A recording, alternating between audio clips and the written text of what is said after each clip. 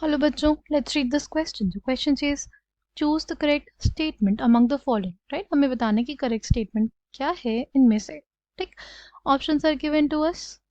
Key concept for this question is valence bond theory. Key concept क्या हो जाएगा इस question के लिए? Valence bond theory. ठीक? अगर सबसे पहले हम लोग बात करते हैं FeCl4- की. FeCl4- है. इसमें आयरन की ऑक्सीडेशन स्टेट हमें निकालनी पड़ेगी. हो जाएगी x plus 4 × -1 is equals to -1. x की वैल्यू क्या आ जाएगी? x की वैल्यू आ जाएगी +3. x की वैल्यू क्या आ जाएगी? +3 आ जाएगी. ठीक, यानी आयरन की ऑक्सीडेशन स्टेट क्या आ गई? +3. और इसका जो हमारे पास कोऑर्डिनेशन नंबर है वो 4 है. कोऑर्डिनेशन नंबर 4 में दो ज्योमेट्रीज पॉसिबल हो सकती हैं. कौन कौन सी? वो हो सकती है स्क्वायर प्लेनर और टेट्राहेड्रल. कौन कौन सी? स्क्वायर प्लेनर और टेट्राहेड्रल. राइट. अगर बात करते हैं हम लोग स्क्वायर प्लेनर की, तो स्क्वायर प्लेनर हमें देखने को मिलती है तब जब हमारे पास, अगर 3D सीरीज की बात करें तो 3D सीरीज में 3D8 या 3D9 हो, और जो हमारे पास लीगेंड हो वो कैसा हो? वो एक स्ट्रॉन्ग फील्ड लीगेंड हो. राइट, वो क्या हो?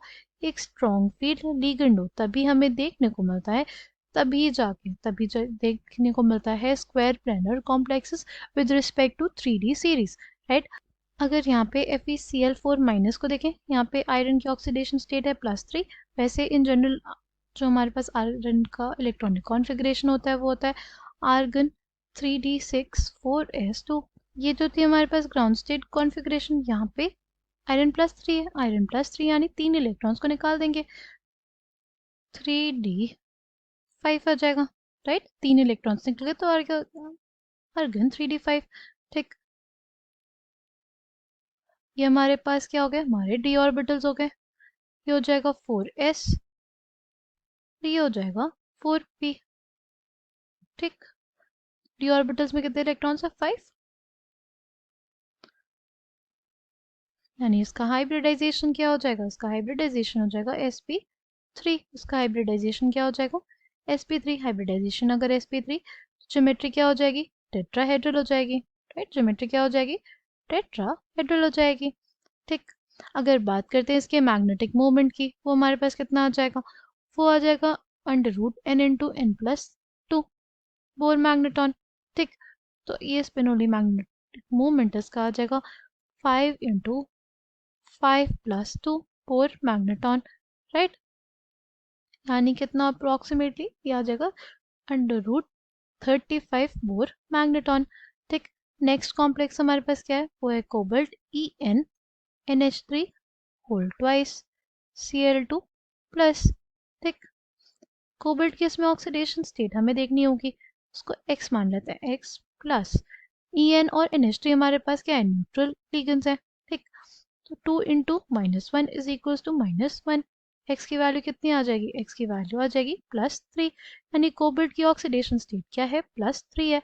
वैसे ग्राउंड स्टेट में इलेक्ट्रॉनिक कॉन्फ़िगरेशन कोबाल्ट की क्या होती है? वो होती है आर्गन 3d7 4s2. राइट, अभी अगर +3 ऑक्सीडेशन स्टेट है तो ये जो कोबाल्ट है ना, उसकी ऑक्सीडेशन हायर ऑक्सीडेशन स्टेट है. और हायर ऑक्सीडेशन स्टेट जब होती है मेटल की, तो उसमें क्या हो जाती है? पेयरिंग ऑफ इलेक्ट्रॉन्स हो जाता है. राइट, तो कॉन्फ़िगरेशन क्या आएगी हमारे पास? Argon 3d6. और सिंस ये हमारे पास 3d6 है, इसमें क्या हो जाएगा?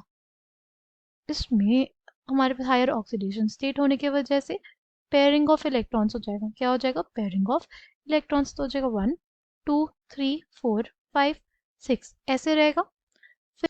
फिर हमारे पास हायर ऑक्सीडेशन स्टेट है.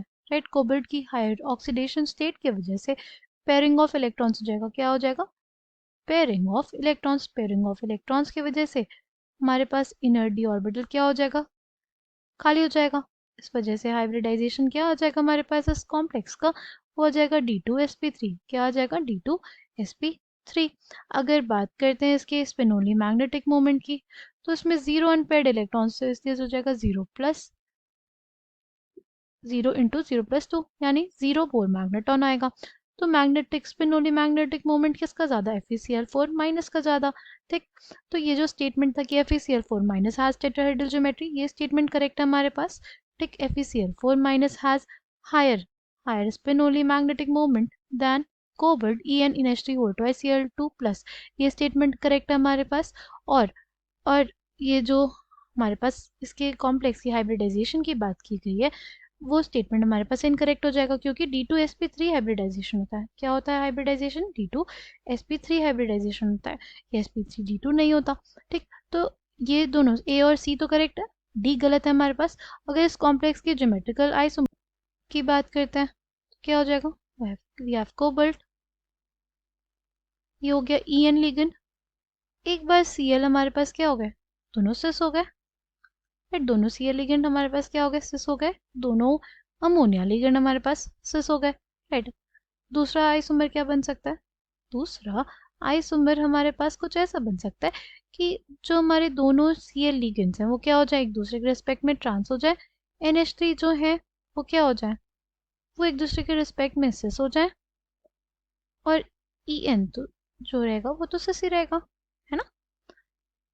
और तीसरा आइसोमर भी पॉसिबल हो सकता है हमारे पास, क्योंकि तो अमोनिया लिगेंड्स है वो भी तो एक दूसरे के रिस्पेक्ट में ट्रांस हो सकते हैं, वो दोनों एक दूसरे के रिस्पेक्ट में ट्रांस हो जाएंगे।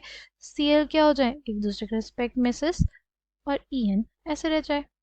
तो यहाँ पे 3 आइसोमर एग्जिस्ट करेंगे, 2 नहीं, इसलिए ऑप्शन बी इनकरेक्ट हो जाएगा। ठीक, तो option A and option C will be the correct answer for this question. I hope you understood it well, thank you, all the best.